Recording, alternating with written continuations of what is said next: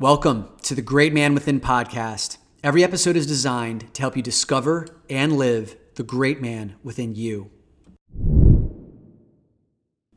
Hey, what's up, fellas? I want to take a moment to shout out a really cool review that we got from one of our women listeners in response to an episode that I dropped a week ago called The 3 Questions That Women Ask Me About Men's Porn Use. And a quick aside here, fellas, I cannot tell you how often I have women reach out to me on the regular, anytime I mention something about porn or do a porn episode, about how women are struggling to raise a conversation with their husbands or their partners about that man's porn use because it is, in many cases, affecting their sexual, intimate, connective relationship. You know, like I hear oftentimes from women, he doesn't know that I know that he's watching porn or that he's disconnecting from me when we're having sex, and I could see him like visually thinking about something he was watching earlier, or I'm not as exciting to him anymore. He wants to pornify the scenarios.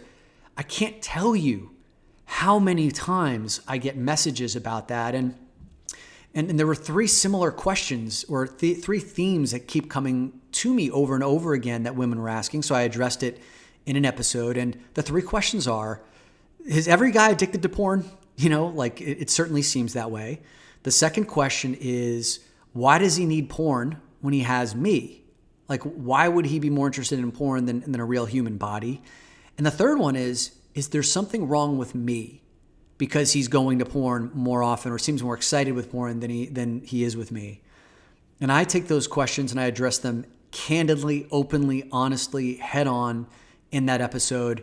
And I've received some really good feedback, but there was one review here on Apple Podcasts from a woman named Emma in Great Britain. She said, as a woman, all I can say is yes. And actually the title of her review is called Probably a Life-Changing Episode. So as a woman, all I can say is yes. Thank you for raising this really important topic. I totally agree with everything discussed in this episode.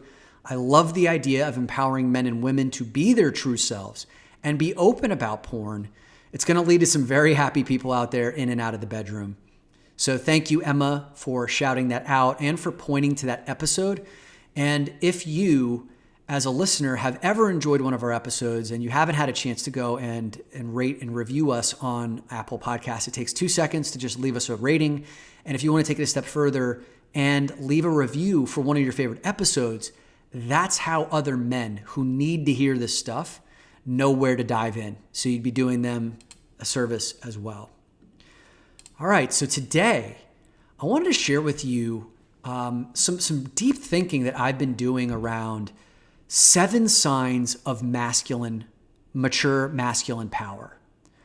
And this has come as a result of some of the life events that I've experienced over the last few months. And if you've been a listener of the show, then you know that my business, my personal life, like a lot of things have actually kind of gone into turmoil, and yet I've never felt more powerful in my life. And I'm going to read you something that I put together as something I decided to write out. And I want to read it to you because it captures my thoughts really succinctly and powerfully about how I've gone on this odyssey that I believe a lot of men do as well, unhooking from immature masculine power, and I'll give some signs of what those are, and then moving into this higher level, deeper sense of mature masculine power that allows me to feel strong when the world around me is the most uncertain and chaotic. And if you think about that, that's paradoxical, right? Because most people feel their weakest during things like a pandemic, or their business going to zero, or their relationship and love life being in turmoil. And yet I've had experiences over the past few months where all of those things have been thrown into chaos. And yet, based on this foundation of inner work I've done over the last 8 years, I've been able to weather those storms, and it feels so fucking different than it did years ago. And that has allowed me to feel more powerful and strong and capable than I ever have in my life. So let me just read this to you, and then we'll culminate with the 7 signs of mature masculine power. So I've always had a difficult time explaining what inner work actually is, but in one very real sense, it's combat training for the most difficult moments of your life. Now, if you've been keeping up with me lately, you know that my ass has been getting kicked around these last 6 weeks. But amidst all the kicks to my lower extremities, a funny thing happened. I started noticing I've never felt more powerful in my life. How's that possible? 8 years ago, right around this time, I had my world rocked in a similar sense when I bottomed out and entered Sex Addicts Anonymous. And at that time, I felt obliterated. So how could it feel so different this time? After all, in my external world nowadays, I've been taking quite a few poundings, like my book publishing fiasco, Porngate, which if you don't know, I sent an email out about one of these podcasts that we did on 4 feel-good porn alternatives and options to 300 of my corporate clients, effectively ending my work in the corporate space, getting fired overnight and losing 70% of my business revenue immediately. And that was, an administrative error, but the impacts were very real.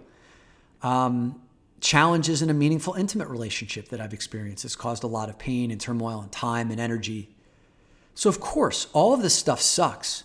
Loss is never easy, particularly when it's delivered via the sucker punch that you didn't see coming. And I felt a lot of pain in these last 40 days.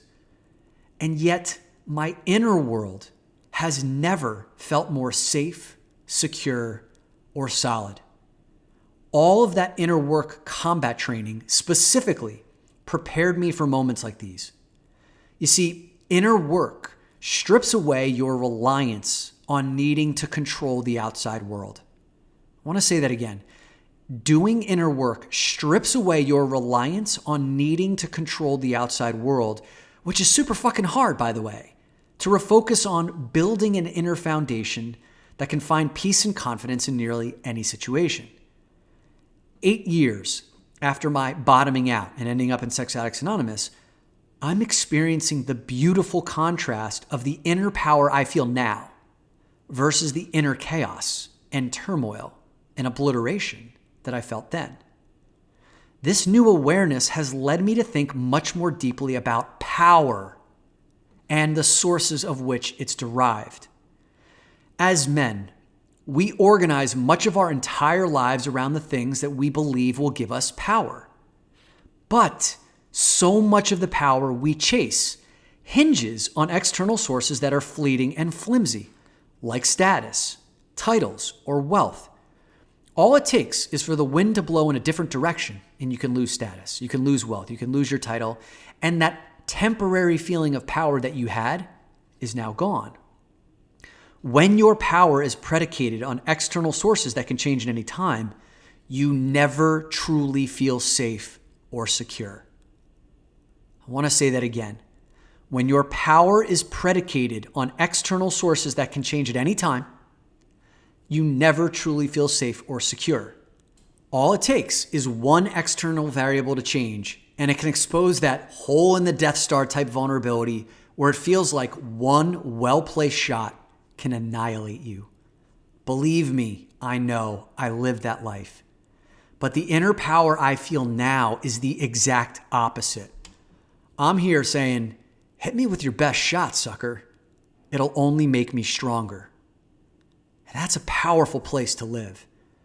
So today I sat down and I let rip 7 ways in which I used to experience power from an immature, externally oriented perspective.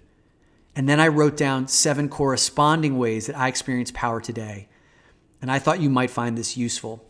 So I'm going to read them to you now. Number 1, immature masculine power is derived from external sources such as wealth, titles, and social status. But mature masculine power is derived from internal resources, like having a purpose, trusting yourself, and finding inner peace. Number 2, immature masculine power relies on comparing yourself to others and only feeling powerful when you're better than someone else. But mature masculine power relies only on comparison to self. Like I just shared with you earlier, 8 years ago when I was thrown into turmoil, hit my bottom, I was in chaos. But now, as I'm in the outer world of chaos, my inner world has never felt more secure. I can feel the tremendous growth from that many years ago. And by the way, it doesn't take 8 years to experience tremendous growth. But I'm talking about like my life journey where there's been a lot of change in that period of time. Number 3, immature masculine power needs something or someone to dominate. And that goes back to this comparison game, right? Like you need something to win, a game to play, or someone else to dominate so you can feel more powerful. While mature masculine power helps others to find their power. You get stronger when you see another man getting stronger based on you calling him forward. Number 4, immature masculine power shrinks or explodes in the face of criticism, right? Someone who's in a position of power who can't take his leadership being challenged, who can't take maybe being told that he's wrong. We see plenty of examples of this in the world today. That's immature masculine power. Mature masculine power expands in the face of criticism, gets stronger, is willing to accept certain perspectives that maybe he didn't have before, is able to delineate which criticism is warranted and what's not, without just actively dismissing every criticism because he doesn't like it or it hurts his ego. Number 5, immature masculine power experiences setbacks as weakness.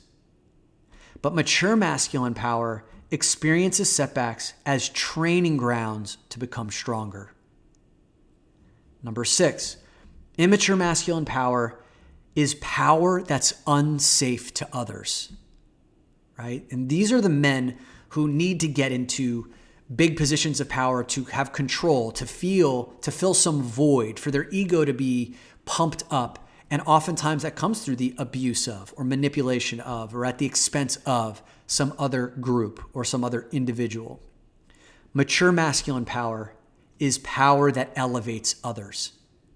In King, Warrior, Magician, Lover, written by Robert Moore and Douglas Gillette, they talk about one of the key characteristics of a king energy is blessings and fertility. And fertility meaning like that there's an opportunity for everyone in the environment to flourish.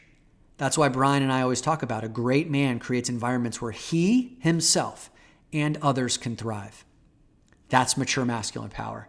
And then number 7, immature masculine power is power that's always temporary and at risk. Right? Because it's hinging upon some external factor that is not permanent, that can move at any time. So it's temporary and at risk. And we've seen this many times where man builds a great 40-year career and then retires. No longer the king of the business community, no longer making the money. All of a sudden his identity is lost and he spirals. We see like a million different iterations of that temporary power being stripped. Mature masculine power is enduring and forever reliable. This is the kind of power that I'm experiencing now. This is hard fucking fought power, guys. Right? I've been through the gauntlet. Like I've been put through the ringer, and I'm sure there's plenty more tests in the future, which I'm really looking forward to, maybe after I have a chance to settle down from these tests. But they have made me stronger. And there's something infinitely rewarding knowing that when everything else around me is shifting and changing, not to my liking temporarily, that internally I could be like, I've got this. Because what that does for me is it says there's no situation I can't handle myself in. Not just handle myself in, but thrive in. And you better believe I'm coming out of this experience with a new fortitude, with a new power, with new courage. I think that as men, we organize so much of our life's energy around the things that we think are going to make us feel powerful, when I think what we're really searching for, guys, is our own inner source of power. What are we capable of? What dent can we put in this world? Like really wanting to feel your fucking force from the inside out, not needing some bank account number, not needing some title, not needing some external praise or validation. So many of my proudest moments now have come in private because only I know the work that I've put in and what I've done to deserve this, right? And those are the moments worth living for, right? And each time that I do that, I feel more and more closely connected to living the great man within me. And the game that I'm playing here, fellas, is I don't want one Dominic and then the great man within me. I want full integration. And that's taken some time, but man, these last 40 plus days have really brought me closer. What are you going to do to bring your sense of mature masculine power closer to you? And what I will do in the show notes is I will leave all of those signs of immature masculine power and mature masculine power so you can look at which ones that you're rocking it in and which ones are still holding you back, and to make a commitment to take one action from this episode that will allow you to shift further into that state of mature masculine power. And when you do that, I want you to head over to the Facebook group, The Great Man Within Podcast, and let me know, let your brothers know, let the other men know what you're working on. Or if you've already had a success in working on it, let's co-celebrate you.